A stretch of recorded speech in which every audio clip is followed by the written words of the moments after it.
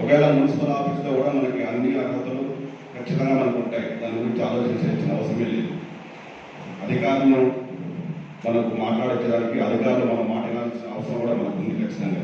ఎందుకంటే మున్సిపల్ ఆఫీస్లో మనకు అధికారులు ఏ రకంగా స్పందిస్తారో అదేవిధంగా మనం కూడా వాళ్ళకు సహకరిస్తాం. వాళ్ళు మనకు స్పందించుకోకపోతే మనం కూడా వాళ్ళకి సహకరించే పరిస్థితి ఉండవు. అది వాళ్ళకు కూడా తెలుసు. కాబట్టి వాళ్ళు స్పందించి పరిష్కరించడానికి రైట్ వెంటనే అడుగుతాను. దానికి వెంటనే మీరు ముందు ఎలాగ స్పందిస్తున్నారో మా సమస్యల గురించి అలాగే స్పందిస్తారని ఆశిస్తున్నాను sir. Thank you very much. మరి ఆ రోజు సక్సెస్ఫుల్ గా చేసినాము. ఈ రోజు మనం పింఛన్లు ఇవ్వకపోతే మనకు ప్రజల్లో మనుగడ ఉండదనే విషయం మనకు తెలుసు. కాబట్టి ఈరోజు ప్రతి ఒక్కరు వాళ్ళు కూడా ఇంటి దగ్గరికి పోయి ఈ పింఛన్ కార్యక్రమాన్ని చేస్తున్నారు. సరే ఓ రోజు అభివృద్ధి మామూలుగా జరుగుతుంది. ప్రజలకు మంచి జరిగితే మనం కూడా సంతోషపడే వాళ్ళమే. అదేవిధంగా మా వార్డుకి వచ్చిన సమస్యల్లో ప్రజలు నిజంగా మమ్మల్ని అడిగితే ఒకవేళ కొత్తగా వచ్చిన గవర్నమెంట్ వాళ్ళ వార్డులో ఇన్ఛార్జీలు వాళ్ళ ఇంట్లో ఒంగోలు పెట్టుకొని అది ప్రజలు ఇష్టం. కౌన్సిలర్లు అడగల వాళ్ళ ఇన్ఛార్జీలను అడగల అనే విషయం ప్రజలు వాళ్ళకి తెలుసుకోవాల్సిన విషయం.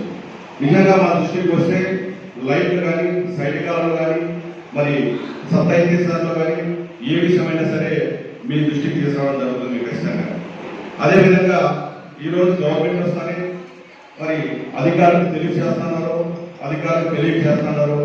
కొంతమంది పేరు చెప్పి అది ఎవరైనా సరే నాకు విధంగా పోతుందా లేదంటే ఈలే వచ్చి బెదిరిస్తున్నారా రకరకాలుగా వైఎస్ఆర్సీపీ కౌన్సిలర్లు అయితే నాయకులు అయితేనే ఇల్లు ఆపడము, వాళ్ళ విధిగా రకరకాలుగా వాళ్ళ మీద ప్రెజర్ పెట్టడము.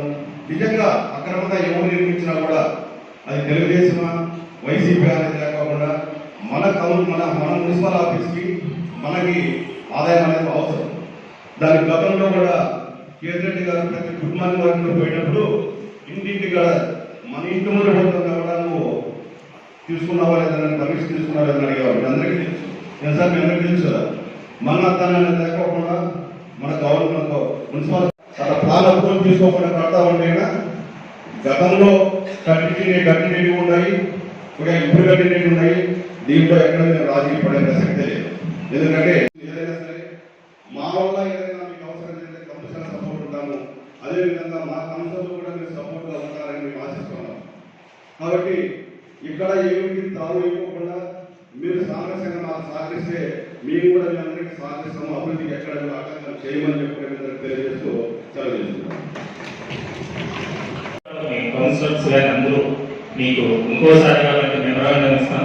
అదేవిధంగా ఈ జనరల్ ఫండ్ లోనే కాకుండా ఇప్పుడు కొత్తగా గవర్నమెంట్ వచ్చింది, వాళ్ళ దృష్టికి తీసుకువెళ్ళి బీసీ వెల్ఫేర్కి సంబంధించి దాంట్లో నుంచి కానీ నిధులు తెచ్చి ఇంకా డెవలప్మెంట్ చేయాలని నా విన్నపం సార్. Thank you. ఆ దృష్టికి గవర్నమెంట్ దృష్టికి తీసుకువెళ్ళి ప్రతి వార్డులోనూ ప్రజలకి సంబంధించిన రోడ్డులను నిర్మించాలని కోరుకుంటున్నాను. తప్పకుండా కలెక్టర్ గారు శాంక్షన్ చేస్తారు కాబట్టి కన్స్ట్రక్ట్ చేద్దామని ట్రై చేస్తాం.